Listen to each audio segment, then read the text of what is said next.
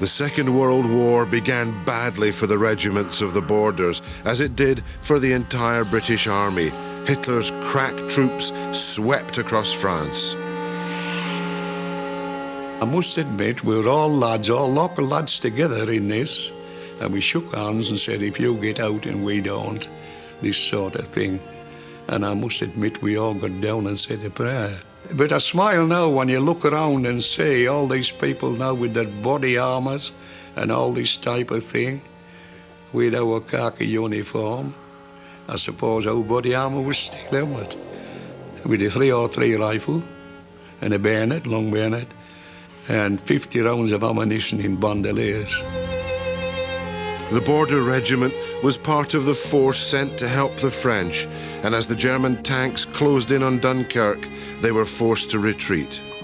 As you got towards Dunkirk, really speaking, I wouldn't say it was organised chaos, but you lost touch of your units, and it was really just a question of survival. Each night, you scooped a hole in the sand, and you laid down in the sand, hoping that you'd be there for morning. Until eventually they started to bring some of the destroyers in. You got onto this destroyer, and off we got back. And of course we left some of our mates behind, some that didn't come back.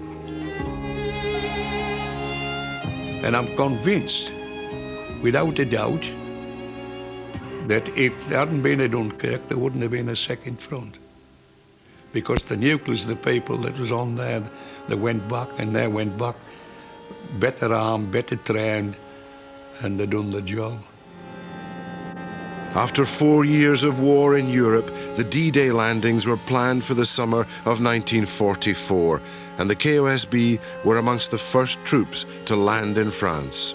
The 1st Battalion landed on D-Day. They landed on the beaches and fought for the bridgehead. And actually I was leading the section. So when the ram dropped, I was first out. And I wasn't being a hero when I ran fast. I was trying to get under cover, you know, and it was mud. Back at the knees, you have to drag yourself through this mud.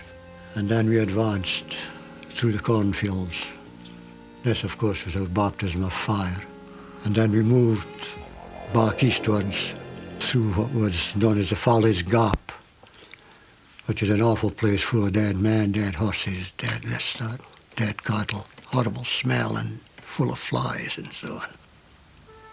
To shorten the war, Allied commanders planned a daring parachute and glider offensive deep in German-held territory.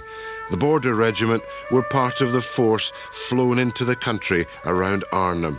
The idea in Montgomery was that if we could go across into Holland immediately, we would cut the war by 6 months, which would cut off the Germans right from that area.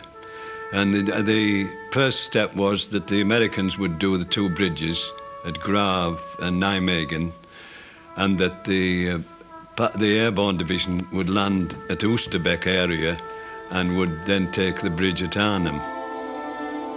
And then the great day came when we saw this huge armada of planes coming over. That was a period of elation when you felt, you know, boys, we're on top. We landed on the landing ground. Our glider was all right, it landed all right, and all round you could see paratroops landing, gliders landing in trees, but the majority of us, we got down. And our first action was to cross the River Scheldt in Holland and capture the town of Flushing in Walcheren. We came under fire for the first time at that time, crossing the River Scheldt.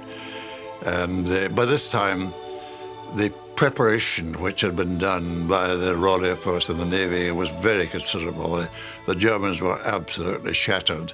A lot of them had lost heart. They had been in the Eastern Front and been brought across, and they'd seen light.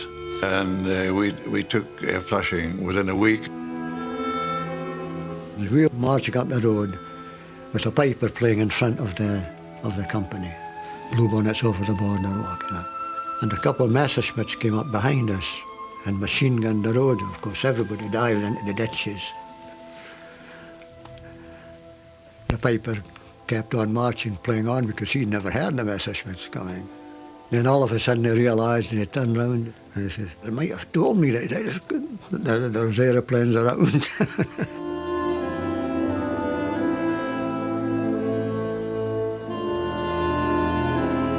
Early in the morning, we now know that it was the morning that they began to retreat. It seemed to be quite silent, you know. A lot of the guns had stopped. We had 2 or 3 weapons in the trench, and we had sufficient ammunition, like. But then coming through the woods were a group of German soldiers, and with a Feldwebel, and he says to us, you know, "Kaput, you know, that's it. You're the battle's over for you." And then we realised, you know, that we were POWs. We finished up at Chemnitz, and we were taken to a mine head, and they told us we were going to be miners. And unknown to us, we were far better off as miners than we were anywhere else. About 50% of that lovely 4th Battalion became casualties, either killed or wounded, and it was our job to get them to the objective. Scared stiff half the time, of course. But it's a privilege to be an officer, and as such, you have to conquer your fear. You know, it's like a rugby team. You're trying to keep the thing together. And it's your job, you're the captain, and you've got to keep them together. And I'm afraid there isn't much time to stop and think about the past and that poor guy who got it yesterday. Your first reaction if you see somebody lying wounded is to go and help them. But somebody comes up behind and says, "Leave that to the stretcher bearers, nothing to you, get on, the enemy's over that way." So you might be your best pal lying there. In fact, my best pal, Viney Scott in Hoyk, was killed 61 years ago in a place called Koningsbosch. A very determined enemy, because they largely consisted of Hitler Youth people, and they were fanatics, absolutely. Well, I'm sorry to say we didn't feel sad for them. They asked for it. And as a minister's son, you know, I find it very difficult to forgive my enemies. As German resistance weakened, the KOSB and the Border Regiment soldiers advanced quickly, taking prisoners and forcing them backwards. The end of the war was not far away. We heard about the 8th of May, I think, on the radio, that the time was the end. When we got up the next morning, there wasn't any Germans there. And peace was declared. There was droves of German army soldiers coming across fields and down roads, and very dejected they were, really down. You know, something you didn't expect to see. I mean, previously, before that, they'd been a very arrogant and great soldiers, of course. The commanding officer called a conference of the officers. The padre said a wee prayer, and we had a dram, and we toasted the Queen, and went back into our very uncomfortable blankets in a heather. And that was it. And the next day it was back to business again, and on towards the Elbe, and eventually into Eastern Germany. The Second World War was fought against an evil enemy. Few doubted that, but the price of victory was very high, and the Border Regiment and the KOSB suffered many casualties. When I think of my comrades and things, I sometimes shed a tear. And the only thing that I say, we went for a worthwhile cause. If you go to the Oostbeek Cemetery, like, it just does shake you, because it's the age of the people there, you know. I mean, it's heartbreaking to see that. But, you know, it could quite as easily have been you. There was 100 of us from our company, and now when we gather up at the Senator, the last junk was 6. And with our get-together at the 60th anniversary at Whitehaven, there was only 3. So, as they say, old soldiers never die, they simply fade away. Oh, lots and lots of people I knew. It's terrible.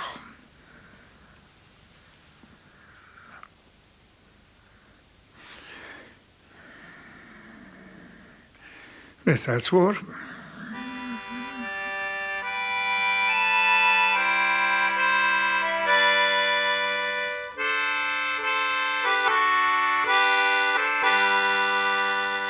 National Service tended to take boys away and send them back as men. And I think then nearly every decoration in the book was awarded the company that night for their gallant action. You have to make preparations, for your family in case the worst happened. They were sophisticated terrorists. Their aim in life was to kill you.